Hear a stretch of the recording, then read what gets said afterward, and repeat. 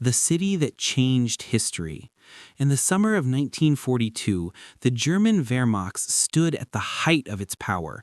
Hitler's armies had conquered most of Europe, swept across the vast Russian steppes, and now set their sights on a city bearing the name of their greatest enemy, Stalingrad. What followed would become the most brutal, devastating, and consequential battle of World War II, a 5-month nightmare of urban combat that would claim over 2 million lives and fundamentally alter the course of human history. This is the story of how the Soviet Union, bloodied and seemingly beaten, rose from the ashes of destruction to deliver Nazi Germany its first catastrophic defeat, turning the tide of the war and beginning the long, terrible march to Berlin. The Battle of Stalingrad was not merely a military engagement. It was a clash of ideologies, a test of human endurance beyond comprehension, and a turning point that would echo through generations. To understand why this battle matters, we must first understand what brought these two totalitarian giants to this apocalyptic confrontation on the banks of the Volga River. The road to Stalingrad, Hitler's fatal obsession. When Hitler launched Operation Barbarossa on June 22, 1941, he unleashed the largest invasion force in human history. Over 3 million German soldiers, supported by Finnish, Romanian, Hungarian, and Italian forces, crashed across the Soviet border in a devastating surprise attack. The initial German advance was spectacular. Soviet forces, caught completely off guard despite numerous warnings, collapsed in confusion. Entire armies were encircled and destroyed. By December 1941, German forces stood at the gates of Moscow, Leningrad was under siege, and the Soviet Union had lost millions of soldiers and vast territories. But Moscow did not fall. In the brutal winter of 1941-42, the Soviet counteroffensive pushed the Germans back from the capital, delivering Hitler his first strategic setback. The Führer, however, was undeterred. For the 1942 campaign season, he devised a new strategy. Rather than attempting to capture Moscow directly, Germany would strike south, seizing the oil fields of the Caucasus and cutting off the Soviet Union's vital petroleum supplies. Without oil, Stalin's war machine would grind to a halt. The operation, codenamed Case Blue, began on June 28, 1942. Once again, German forces achieved stunning initial successes. Army Group South, split into Army Groups A and B, drove deep into Soviet territory. Army Group A would push toward the oil fields at Baku and Grozny.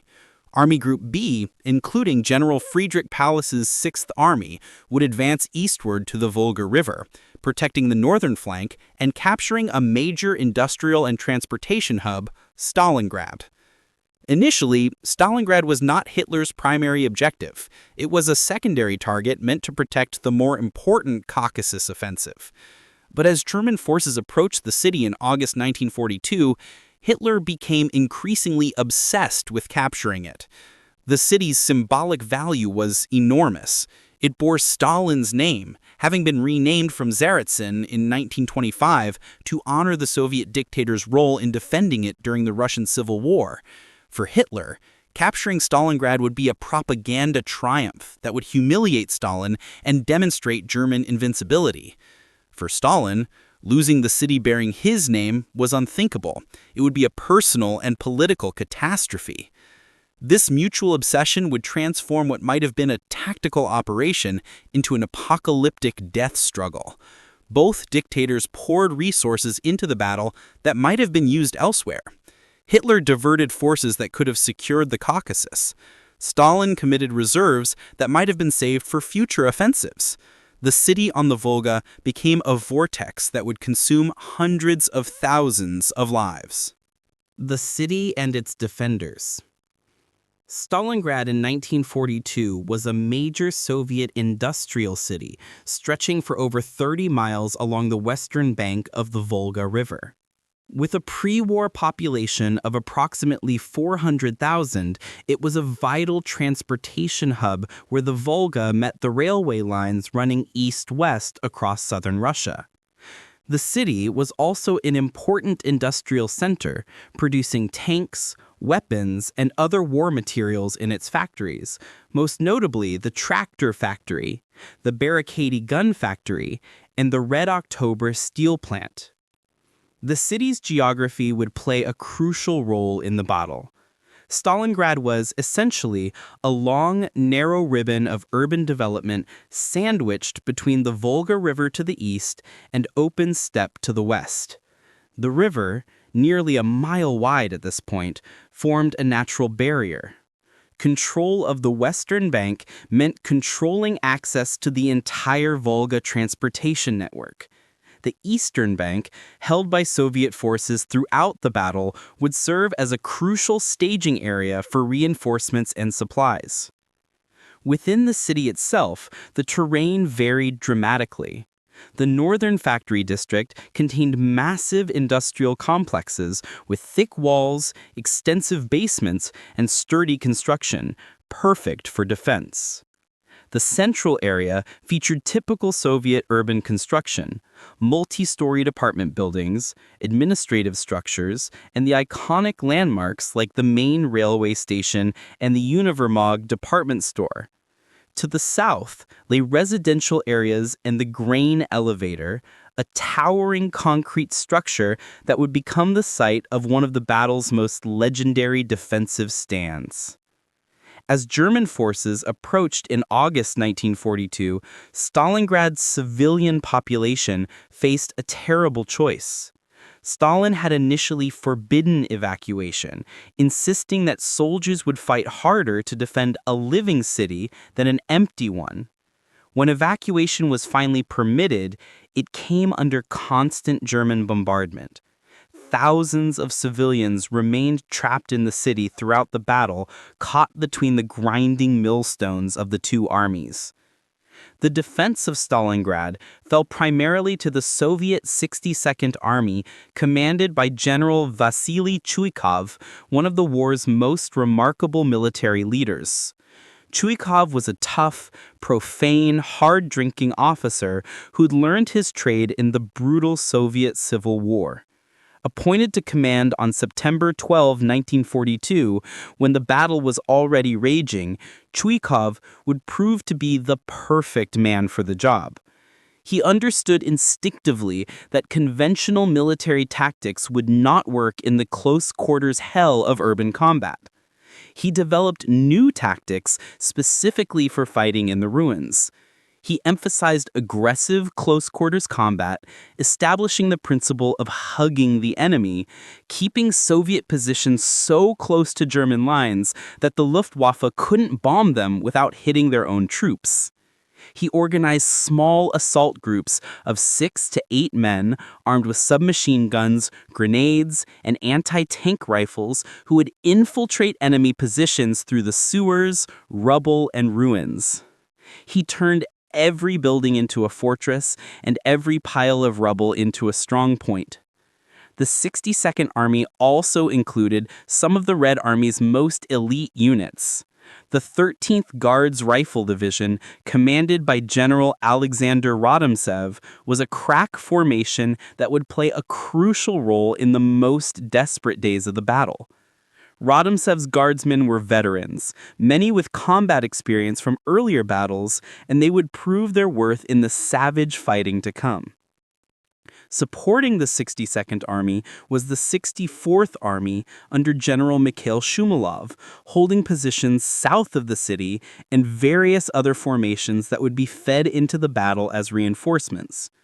Across the Volga, artillery units provided fire support, while engineers worked desperately to maintain ferry crossings under constant German bombardment. The German assault, August to September 1942. The German assault on Stalingrad began in earnest on August 23, 1942, with one of the most devastating air raids of the entire war. Over 600 Luftwaffe aircraft, primarily Junkers Ju-87 Stuka dive bombers and Heinkel H-111 medium bombers, attacked the city in waves throughout the day. The bombing was intended to destroy the city's industrial capacity and terrorize its defenders into submission. Instead, it created something far more advantageous to the defenders, a landscape of ruins perfectly suited for defensive warfare. The bombing killed an estimated 40,000 civilians in a single day, turning large portions of the city into a burning hellscape. Firestorms swept through the wooden residential areas. The Volga itself seemed to burn as oil storage tanks ruptured and spilled their contents onto the water. The smoke and flames could be seen from miles across the steppe.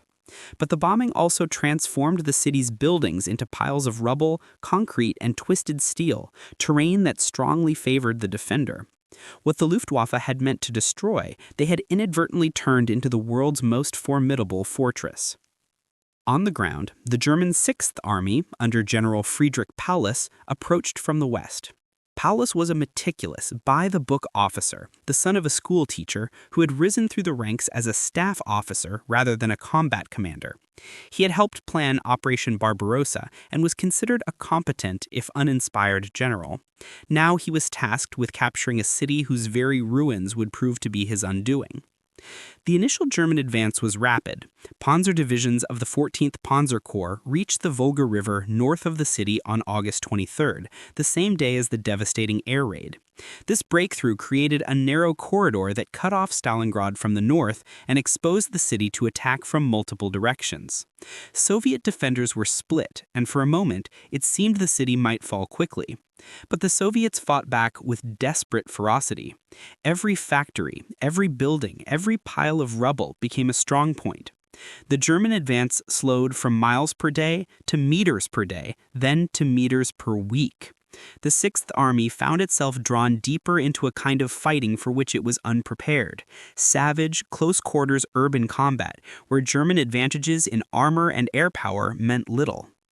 In early September, German forces drove into the city center, capturing the Mamayev Kurgan, a hill dominating the central city that would change hands repeatedly in some of the battle's bloodiest fighting. They pushed toward the main railway station, which would be captured and recaptured over a dozen times in some of the most intense combat of the entire battle. Each side fed more troops into the meat grinder, and the casualties mounted horrifically. The Germans employed their traditional combined arms tactics, artillery and air bombardment, followed by infantry assault supported by tanks. But in the rubble of Stalingrad, tanks were vulnerable to close-range anti-tank weapons and Molotov cocktails. Luftwaffe bombing often just created more rubble, making the terrain even more difficult. German soldiers, trained for mobile warfare on the open steppe, found themselves fighting for individual rooms and floors in burned-out buildings. The Wehrmacht still believed they could win through sheer weight of force. Throughout September, Paulus's forces ground forward, capturing more of the city but taking terrible casualties. The Germans renamed the city's landmarks according to their experience. The Red October Factory became the Inferno. Mamayev Kurgan became Blood Hill, and the main railway station became Hell's Gate. September Crisis, Rodimtsev's Gamble. By mid-September, the situation for the Soviet defenders had become desperate. German forces controlled most of the city center and were pushing toward the Volga. The 62nd Army was compressed into a narrow strip of ruins along the riverbank, running out of ammunition and losing men faster than they could be replaced. If the Germans reached the Volga in force, they could cut off the remaining Soviet forces and end the battle.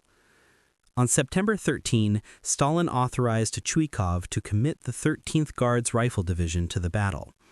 These were some of the Red Army's finest soldiers, and their mission was nearly suicidal: cross the mile-wide Volga River under German artillery and air attack, then counterattack immediately to retake the city center and save the 62nd Army from being pushed into the river. General Alexander Rodimtsev received his orders at his command post on the eastern bank.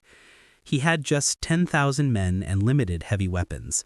German artillery dominated the river crossing, and the Luftwaffe controlled the skies. The crossing would have to be made at night, but even darkness wouldn't fully protect his men from German fire.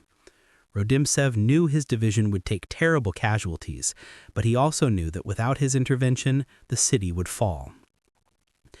The crossing began on the night of September 14-15. Ferries, boats, rafts, anything that could float was pressed into service.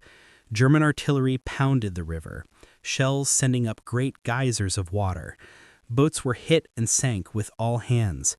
Men jumped into the freezing water and tried to swim, many drowning in the attempt. Those who made it across were immediately thrown into combat, attacking before they could even catch their breath. Rodimtsev's guardsmen launched a desperate counterattack to retake Mamayev Kurgan and the railway station. The fighting was absolutely savage. Soviet soldiers attacked with bayonets, grenades, and whatever weapons they could grab. Hand-to-hand combat raged in the ruins. The railway station changed hands 4 times in 6 hours. Men fought room to room, floor to floor, sometimes grappling with each other in the darkness, unsure who was friend or foe. The 13th Guards Division suffered catastrophic casualties. Within days, it had lost over half its strength, but Rodimtsev's counterattack achieved its objective. It stopped the German advance and prevented the 62nd Army from being destroyed. The Germans still held most of the city center, but the Soviet foothold on the western bank was preserved. The battle would continue. The sacrifice of the 13th Guards Division demonstrated what would become the pattern of the battle. The Soviets would accept horrific casualties to hold their positions, feeding just enough reinforcements across the Volga to prevent collapse, but not so many that they would be destroyed in a single German assault. It was a brutally calculated strategy that required iron will to maintain. The battle for the factories, October's nightmare. As September turned to October, the battle entered its most nightmarish phase. The Germans shifted their focus to the northern factory district, where 3 massive industrial complexes, the tractor factory, Barricade, and Red October, represented the last major Soviet strongholds in the city. Capturing these factories and reaching the Volga would effectively end organized Soviet resistance in Stalingrad. The factory district was a defender's dream. The massive structures, built with thick concrete walls to support heavy machinery, were nearly impervious to artillery and bombs. Basements and underground passages provided protected routes for movement. The factories were so large that entire companies could become lost in their maze-like interiors. Smokestacks and water towers provided observation points, and the ruins created endless opportunities for ambush. On October 14th, the Germans launched a massive assault on the factory district. Over 300 aircraft supported the attack in what would be the Luftwaffe's last major effort of the battle. 3 German divisions, the 14th Panzer, 305th Infantry, and 389th Infantry, smashed into the Soviet lines. The fighting was apocalyptic. In some places, the front line ran through the middle of a single factory building, with Germans holding one end and Soviets the other. The tractor factory fell to the Germans after days of fighting. The Soviets were pushed back into Barricade and Red October, compressed into an ever-shrinking perimeter. By late October, German troops stood on the Volga bank in several places. The 62nd Army's holdings were reduced to isolated pockets of resistance, some less than 100 meters deep from riverbank to front line. German machine gunners could shoot at Soviet ferries crossing the river. But the Soviets held on. Reinforcements continued to trickle across the Volga at night, just enough to replace casualties and maintain the defense. Soviet artillery on the eastern bank pounded German positions. Snipers stalked the ruins, engaging in deadly games of cat and mouse. The most famous of these was Vasilisi Zaitsev, a shepherd from the Urals who became a hero of the Soviet Union for his exploits, credited with killing over 200 German soldiers. The duel between Zaitsev and a German sniper instructor, Major Erwin Koenig, became legendary, though historians debate whether Koenig actually existed or was Soviet propaganda.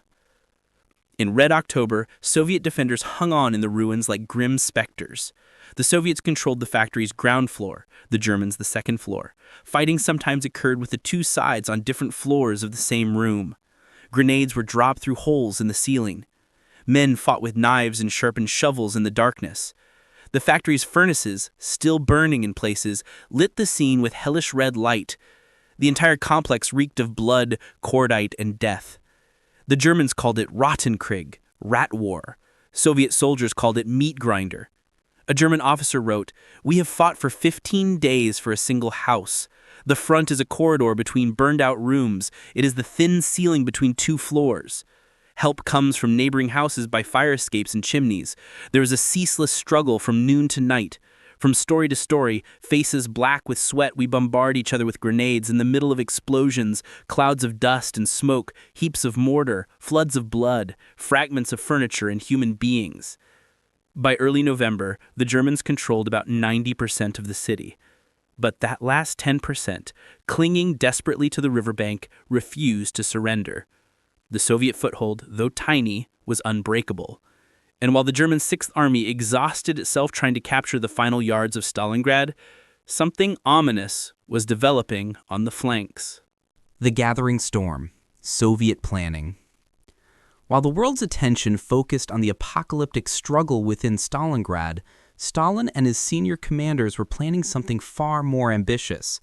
From September onwards, even as they fed reinforcements into the city to keep it from falling, Soviet planners were developing a massive counteroffensive that would envelop and destroy the entire German force in the Stalingrad region. The strategic situation presented an opportunity. The German Sixth Army had become fixed in place, unable to advance or retreat, bleeding itself white against Soviet defenses. More importantly, the German flanks north and south of the city were held by Romanian, Hungarian, and Italian armies, Axis allies with inferior equipment, training, and motivation compared to German forces. These armies held overstretched positions across the open steppe, positions that were vulnerable to armored breakthrough. The plan was developed by Marshal Georgy Zhukov, Stalin's deputy supreme commander and the Soviet Union's finest general, along with General Alexander Vasilevsky, chief of the general staff. They codenamed the operation Uranus. It was elegantly simple in concept. Two massive pincer attacks, one from the north and one from the south, would break through the weak Axis flanks, encircle the German Sixth Army in Stalingrad, and destroy it. The northern pincer would be launched by the Southwest Front, roughly equivalent to a Western Army group, and the Don Front, striking south through the Romanian Third Army. The southern pincer would be launched by the Stalingrad Front, striking north through the Romanian Fourth Army. The two pincers would meet near the town of Kalach on the Don River west of Stalingrad, trapping the Sixth Army in a massive pocket. To execute this plan, the Soviets began one of the most remarkable military buildups of the war. In complete secrecy, they assembled over 1 million troops, 13,500 artillery pieces, 900 tanks, and 1,100 aircraft. Entire armies were moved hundreds of miles to their jumping-off positions, marching only at night, camouflaged during the day. Radio discipline was absolute. Deception operations convinced the Germans that the Soviets were spent, capable only of local counterattacks.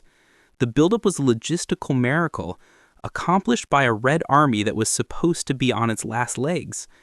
It demonstrated that the Soviet Union had learned bitter lessons from the disasters of 1941 and early 1942. Soviet industry, evacuated east beyond German reach, was now producing weapons in enormous quantities. The Red Army had developed new combined arms tactics. Soviet commanders had learned to plan and execute sophisticated operations. German intelligence failed completely to detect the buildup. Luftwaffe reconnaissance was limited by worsening weather and Soviet air defenses. German high command dismissed reports of Soviet concentrations as exaggerations.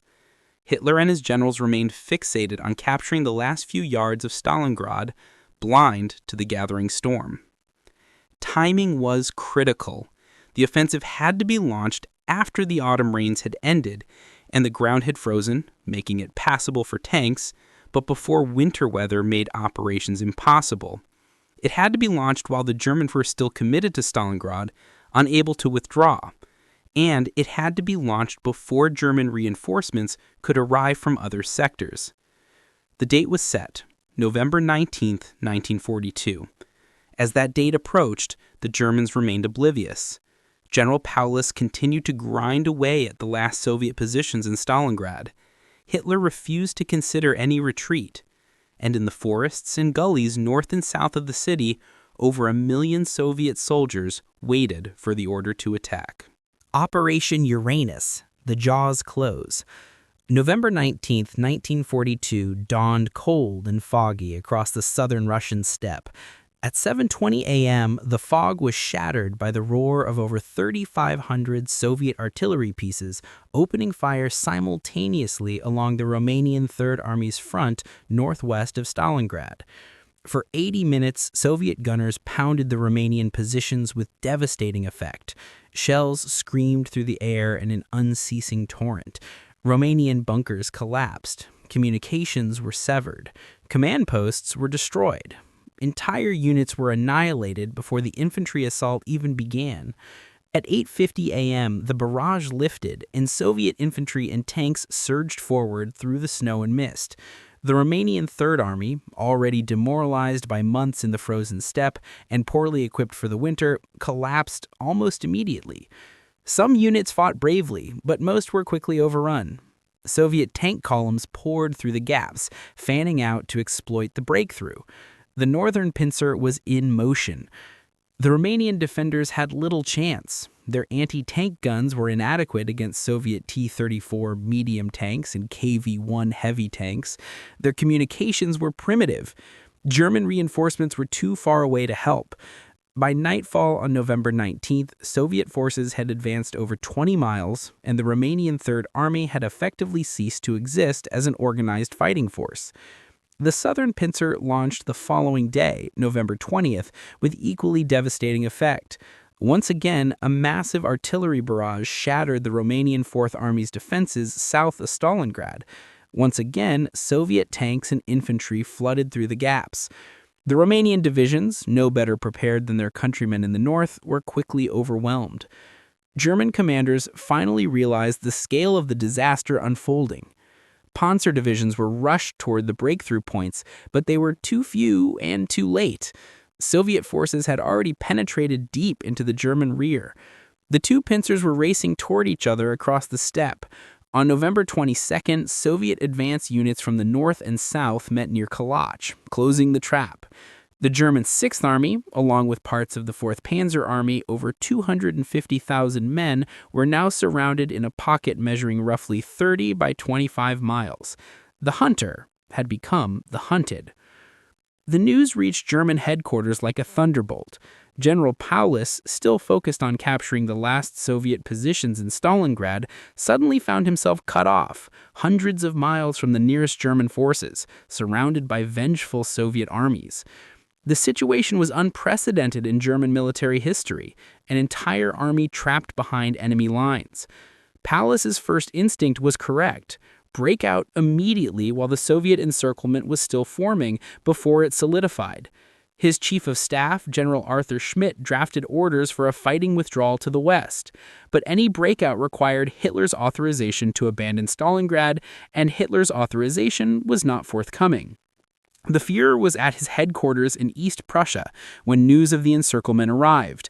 His initial response was denial, then fury, then a fateful decision. The Sixth Army would hold Stalingrad, period. There would be no retreat, no surrender. Reich Marshal Goering, commander of the Luftwaffe, assured Hitler that the encircled army could be supplied by air, just as German forces had been supplied when temporarily encircled at Demyansk earlier in 1942. This decision sealed the Sixth Army's fate. An army the size of Paulus's force required approximately 700 tons of supplies per day: food, ammunition, fuel, medical supplies, and fodder for the horses still used extensively for transport. Goering's promise to deliver this tonnage by air was either a lie or a delusion. The Luftwaffe had neither enough aircraft nor sufficient airfields to sustain such an airlift, especially in the face of deteriorating weather, Soviet fighters, and anti-aircraft fire. Hitler's order reached Paulus on November 22nd. The army will hold positions despite threat of temporary encirclement. Further orders to follow. Paulus, a loyal officer who believed in following orders, canceled preparations for a breakout. The Sixth Army would hold its positions and await relief from outside. It was a decision that condemned hundreds of thousands of men to death. The Kessel, life in the cauldron. The Germans called the pocket the Kessel, the cauldron. For the 250,000 men trapped inside, the Kessel would become a frozen hell that would last for the next 10 weeks. Initially, morale remained relatively high. German soldiers had weathered encirclements before and been relieved. They believed the Wehrmacht would break through to rescue them. They had been promised that the Luftwaffe would keep them supplied. Many officers expected a breakout order within days. The idea that an entire German army could be destroyed was simply unthinkable. Reality soon intruded. The Luftwaffe's airlift was a catastrophic failure from the start. Of the 700 tons required daily, the air fleet managed to deliver an average of less than 100 tons. Weather grounded aircraft for days at a time. Soviet fighters shot down transport planes by the dozens. The nearest German airfields were over 120 miles away, at the maximum range of the Junkers Ju U-52 transports, meaning they could only fly one mission per day in good weather. Flying into the Kessel became a death sentence for Luftwaffe crews. They had to run a gauntlet of Soviet fighters and anti-aircraft fire, land on improvised airstrips under artillery fire, and then fly out loaded with wounded, all in the worst winter weather imaginable. Losses were horrific. The Luftwaffe lost over 500 aircraft trying to supply the Sixth Army, including precious four-engine Condor transports and even He-111 bombers pressed into transport service. What supplies did arrive were pitifully inadequate. Food rations were cut, then cut again. By December, German soldiers were receiving less than 300 calories per day, far below what was needed to survive in the brutal cold. Horses were slaughtered for meat, but there weren't enough horses. Men began to starve. Diseases spread: typhus, dysentery, frostbite. The wounded could not be properly treated. Medical supplies ran out. Soldiers began to simply give up, sitting in bunkers, waiting to die. The cold was merciless. Temperatures dropped to minus 30 degrees Celsius, minus 22 degrees Fahrenheit, and below. German soldiers, having expected to finish the campaign before winter, lacked proper cold weather equipment. Uniforms were inadequate. Boots fell apart. Frostbite claimed thousands of casualties. Entire units became non-combatant effective simply from cold injuries. Men froze to death at their posts. Ammunition ran short. Artillery batteries were limited to a few shells per day. Panzers sat immobile, out of fuel and ammunition. Small arms ammunition was strictly rationed. The army that had launched the assault on Stalingrad with seemingly unlimited firepower was reduced to husbanding every bullet. Soviet forces, meanwhile, tightened the noose. Rather than immediately assaulting the pocket, Soviet commanders decided to let the Germans freeze and starve while they prepared a methodical reduction of the Kessel. Soviet artillery pounded German positions daily. Air raids struck the airfields. Patrols probed the perimeter, looking for weak points. Propaganda loudspeakers broadcast messages into the German lines, promising food and medical care to those who surrendered. Within the pocket, discipline began to break down. Starving men fought over scraps of food. Units abandoned their positions, without orders. Officers executed soldiers for desertion or defeatism.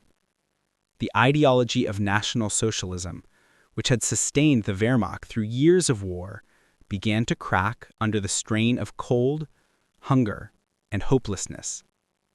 Men asked bitter questions. Why are we here? Why won't they let us break out? Where is the relief army? The relief army was indeed coming, but it would not be enough. Winter Storm, the failed relief. Even as the Sixth Army froze and starved in the Kessel, German High Command was organizing a relief operation. Field Marshal Erich von Manstein, perhaps the Wehrmacht's most capable operational commander, was given command of the newly formed Army Group Dawn, with orders to break through to Stalingrad and restore the situation. Manstein's plan, codenamed Operation Winter Storm, called for a panzer spearhead to drive northeast from the Kotelnikolo area, punch through Soviet lines, and create a corridor to the Kessel. Once the corridor was established, the Sixth Army would break out to meet the relief force, a so-called Donnerschlag operation. It was Germany's last hope to save Paulus's army.